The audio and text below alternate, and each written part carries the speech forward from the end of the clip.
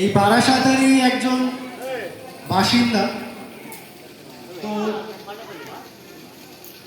এই মঞ্চে যারা উপস্থিত আছেন সকলকে ভালোবাসা, ছোট বড় সবাইকে ভালোবাসা দিয়ে আমি বেশি কিছু বলবো না, শুধু এইটুকু বলতে চাই যে শিক্ষা চুরি বা দুর্নীতি তার তো পাই টু পাই বিচার করবে।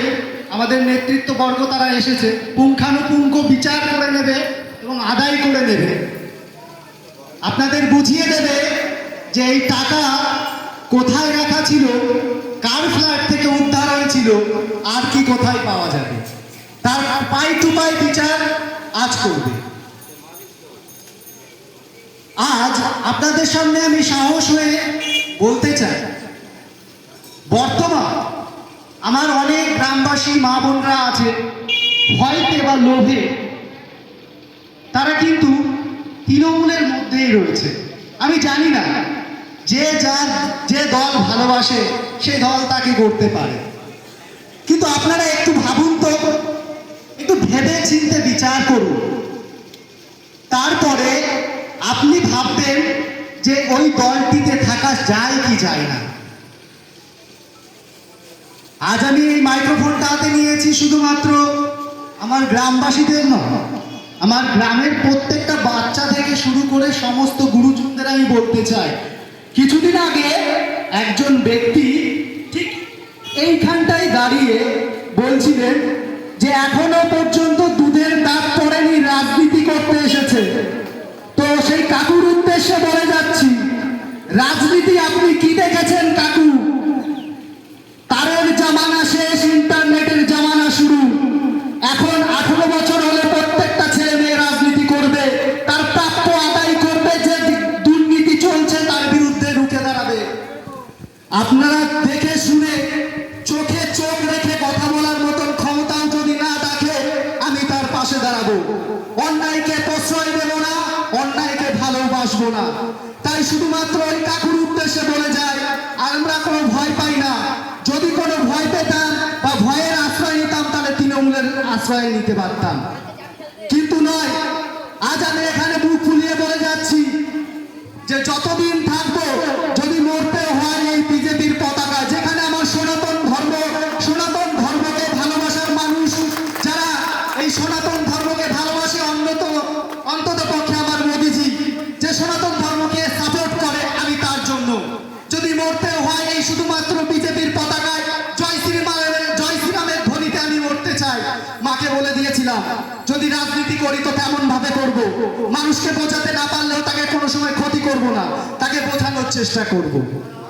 তো সনাতনী ধর্ম মানুষ এখানে সবাই আছে, আমি কিছু বলতে চাই যে ভুলগুলো আপনাদের বোঝাচ্ছে। আজ 500 টাকার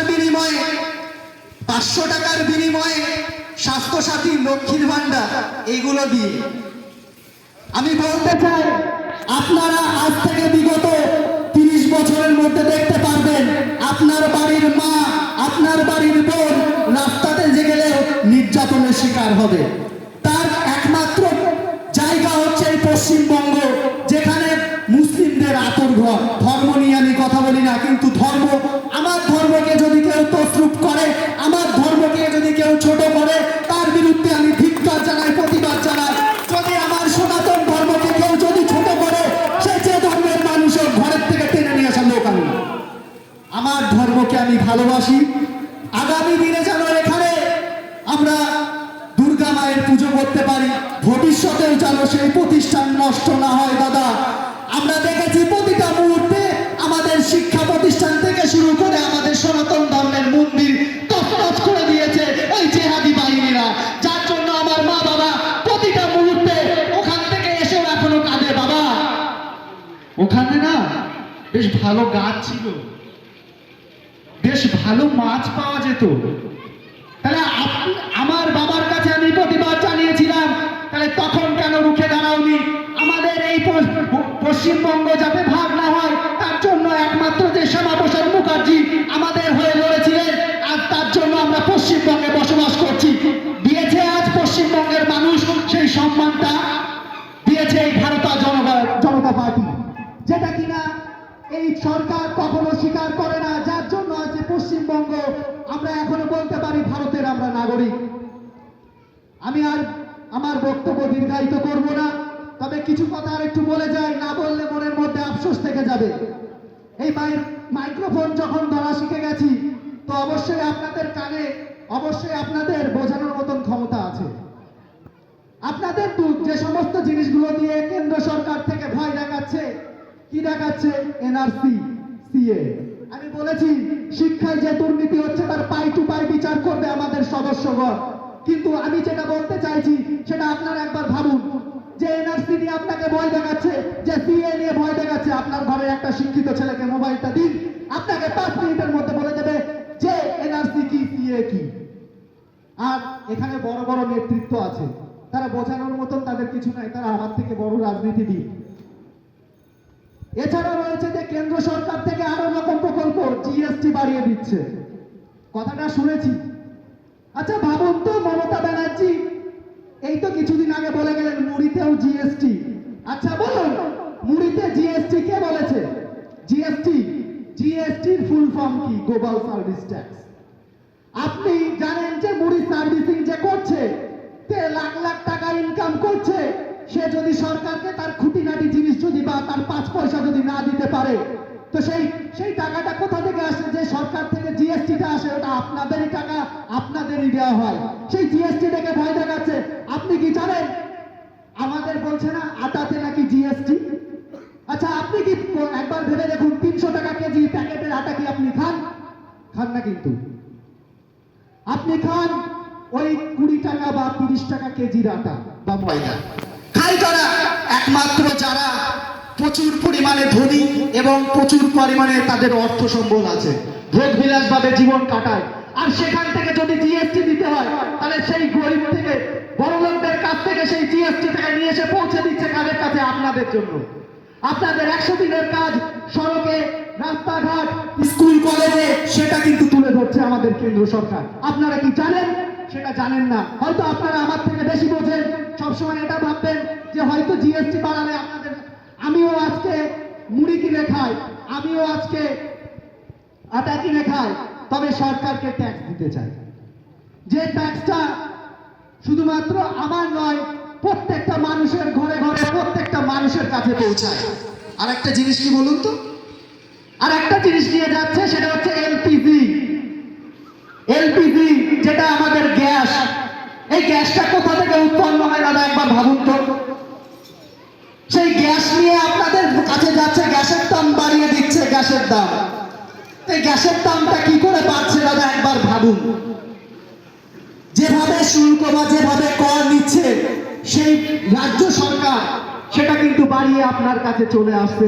তখন আপনারা দোষ দিচ্ছেন কোথায়? ওই কেন্দ্র সরকারের বিরুদ্ধে, যে কিনা গরিবের চিন্তা করে, যে গরিব মানুষের কথা ভাবে, যে সনাতনী ধর্মের কথা ভাবে, যে বড় লোকের কাছ থেকে নিয়ে এসে গরিবেরকে দেওয়ার কথা ভাবে, সে কখনো এটা করতে পারে না। এটা তো গেল একটা দিক, দুটো দিক। আর কি? আপনি কি 5000 টাকার রুম নিয়ে কলকাতার কোনো ফ্ল্যাটে থাকেন না? যদি আপনি কোথাও ট্যুরে যান, সেখানে আপনি দেখবেন সব থেকে সস্তা রুম কোনটা? 2000 টাকা বা 3000 টাকা বা তারও কম যদি হয়, 200 বা 300 হলে ভালো হয়। তো সেই জায়গায় জিএসটি লাগানো হয়েছে, যেখানে যারা 5000 টাকা বেশি করে 5000 টাকা দামের রুম নেবে, ফ্ল্যাট নেবে, তাদের কাছ থেকে জিএসটিটা নেবে। সেই জিএসটিটা কোথায় যাবে? কেন্দ্র সরকারের কাছে। সেখান থেকে ভাড়া হয়ে আমাদের প্রত্যেকটা ঘরে ঘরে, প্রত্যেকটা রাস্তার নগর উন্নয়নে কিন্তু সেটা কাজে লাগে। আর আপনাদের বোঝানো হয় জিএসটি বাড়িয়ে দিচ্ছে, এনআরসি চালু হলে বাড়িয়ে দেবে, এলপিজির দাম বাড়িয়ে দিচ্ছে। আমি বলতে চাই আমার এই গ্রামবাসীর সমস্ত মানুষদের, যারা এখনো পর্যন্ত ভয়ে আমাকে বলে দাদা যদি না যায় তাহলে কিন্তু লক্ষ্মীর ভান্ডার থেকে নাম কেটে দেবে বলেছে। আমার কাছে এমনও পর্যন্ত পার্সন আছে যে বলেছে কিনা যে তুমি যদি আমার সাথে যদি ঠিক মতন না থাকো, তাহলে কিন্তু তোমার কিন্তু লক্ষ্মীর ভান্ডার থেকে নাও কেটে দেবো। তো দেখুন, এরা যদি স্বার্থ নিয়ে চলে, মানুষকে উপকার করে, তাকে তার ভোটটা নেওয়ার জন্য তাকে যদি প্রতিনিয়ত তাকে মিটিং মিছিলে, আমরা কিন্তু যে কজন কার্যকর্তা আমরা তাদেরকে জানিয়েছি। আপনারা আজকে এসেছেন এখানে ভালোবাসার টানে দেখছেন, শুনছেন, আমরা কখনো বলি না আমাদের নরেন্দ্র মোদী যে চাল দিয়েছে, যে 500 টাকা দিয়েছে, সেটা যদি না রিটার্ন দাও নাহলে কিন্তু তোমাদের আমি বলতে তোমাদের কিন্তু টিএমসিতে যেতে দেবো না, নাহলে কিন্তু তোমাদের কিন্তু খবর আছে। না, আমরা ওই ভয় দেখাই না, মানুষকে ভয় দেখাবো না, মানুষকে ভালোবাসি, প্রতিটা মানুষকে, গ্রামের প্রত্যেকটা মানুষকে ভালোবাসি, শ্রদ্ধা করি এবং জানি তারা আমার থেকে বড় বড় রাজনীতিবিদ, বড় মাপের তারা নেতা। কিন্তু আমি যেটুকু ভালো বুঝি, আমি আরেকটা জিনিস বলতে চাই শিক্ষা ক্ষেত্রে, খুব অল্প সময় মনে পড়ে গেল। এই যে বাঁকুড়া জেলায় দেখতে পাচ্ছি যে একজন শিক্ষক নিয়োগ হয়েছে, যে শিক্ষক রক্ত বানান জানে না, রক্ত বানান জানে না। আপনি ভাবুন, যে শিক্ষক রক্ত বানান জানে না সে শিক্ষকতা করছে বাঁকুড়াতে। আমার কাছে মেধাবী স্টুডেন্টের অপরিসীম, তারা প্রত্যেকটাই খুব দক্ষ, কিন্তু আমি তাদেরকে কিভাবে বোঝাবো? তোর বাবা মাকে বল যেন এই সরকার না থাকে, যাতে ভবিষ্যতে তোদের যেন শিক্ষা প্রতিষ্ঠান এমন হয় যোগ্যতার ভিত্তিতে তোরা চাকরি পা, যোগ্যতার ভিত্তিতে তোরা নিজের পায়ে দাঁড়া। শিক্ষা প্রতিষ্ঠান যদি ঠিক না থাকে দাদা, কোনো দিকে কোনো ছেলে মেয়ে শারীরিক দিক দিয়ে মানসিক দিক দিয়ে কিন্তু ঠিক হতে পারে না। তাহলে ওপরে যদি শিক্ষায় গন্ডগোল থাকে, তাহলে ভাবুন কোথা থেকে কোথায় এসে দাঁড়িয়েছে। বাঁকুড়ায় তার প্রমাণ দিয়ে গেল, প্রত্যেকটা জায়গায় টাকার বিনিময়ে চাকরি বিক্রি হয়েছে, আর আপনার ছেলে বা মেয়েকে সেইখানে আপনি পাঠাচ্ছেন শিক্ষা লাভের জন্য, যে শিক্ষা শুধুমাত্র শিক্ষা না, ভিক্ষা। আমি ভিক্ষা জানাই সেই সমস্ত শিক্ষককে যারা মাত্র টাকা দিয়ে, টাকার জোরে, ক্ষমতার জোরে শিক্ষা অর্জন করে শিক্ষকতা করছে। তো আমি আর কিছু বলবো না, তাই একদা অঞ্চলের সমস্ত মানুষদের আমি বলি যে ভয় পাবেন না, আপনাকে ভয় দেখাচ্ছে আপনি থাকুন না। সবসময় মনে রাখবেন, যদি আপনার ভালোবাসা থাকে, আমি বলবো চোখে যদি ঘাস ফুল দেখেন হৃদয়ে পদ্ম ফুল নিয়ে ঘুরবেন, কারণ আপনাকে কেউ তাড়ানোর মতন কোনো ক্ষমতা নেই। ভয় তো দেখাবেন, ভয় না দেখিয়ে কি করবে? তাদের দলকে চাই না। প্রত্যেকটা মানুষ বুঝে গেছে যে এখন এই সরকার থাকলে আমাদের কিছু না কিছু একটা হবে। তো আমি বলতে চাই, পঞ্চায়েত যবে আমাদের দখলে আসবে, আপনারা দেখতে পারবেন নগরের উন্নয়ন যেভাবে হোক না কেন, আমাদের সমাজের থেকে যেভাবে পারা যায় সমাজকে উন্নত করা যায়। লাস্ট কথা বলে আমার বক্তব্য শেষ করছি। আমি একটা কথা বলতে চাই দাদা, যেখানে কিনা কানেকশন নেই সেখানে কিন্তু যোগাযোগটা ভালো হয় না।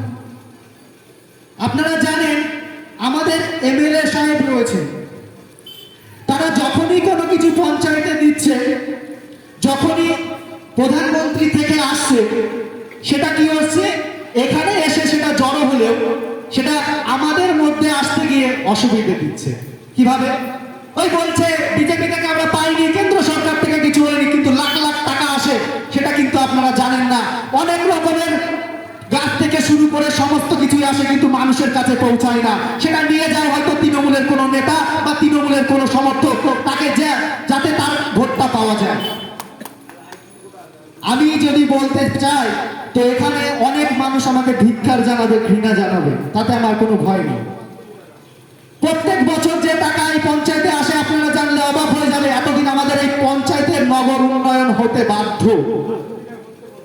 প্রতি বছর নারায়ণ থেকে 4 থেকে 5 কোটি টাকা আসে। সেই 5 কোটি টাকার হিসাব যদি দিতে পারে আগামী যে কয়দিন ছিল এই পঞ্চায়েতের তৃণমূলের নেতারা, যদি দিতে পারে, তাহলে আপনারা বুঝে নিন, যদি কানেকশন না থাকে আমরা আপনাদের উপকার করব কোথায়? আমাদের সবকিছু আসছে, কিন্তু আমাদের সেই জায়গাটা দিচ্ছে না এবং আমাদের নামে বদনাম দেওয়া হচ্ছে। আমরা কিছু পাইনি, আমাদের কিছু দেওয়া হয়নি, ওরা সব খেয়ে ফেলেছে। আসলে খায় এখান থেকে, বদনাম দেয় উপরে। তা কানেকশনটা যদি ঠিক না থাকে, আপনার ঘরের সুযোগ সুবিধা পাবেন না। আপনাদের বাড়িতে গেলে প্রতিবাদী একটাই কথা বলেন যে কি দিয়েছো তোমরা? আমরা যা কিছু দিইনি হয়তো বা, কিন্তু যা দিয়েছি তার উপরে। ভ্যাকসিন দিই, লকডাউনে যে সমস্ত মানুষের জিরো ব্যালেন্সের অ্যাকাউন্ট আছে তাদের প্রত্যেকটা জায়গায় 50 টাকা করে 500 টাকা করে দেয়নি। তো প্রত্যেকটা জায়গায় কিন্তু আমরা সেই, তো আমাদের মধ্যে উপস্থিত হয়েছে নদিয়া সাংগঠনিক জেলার সভাপতি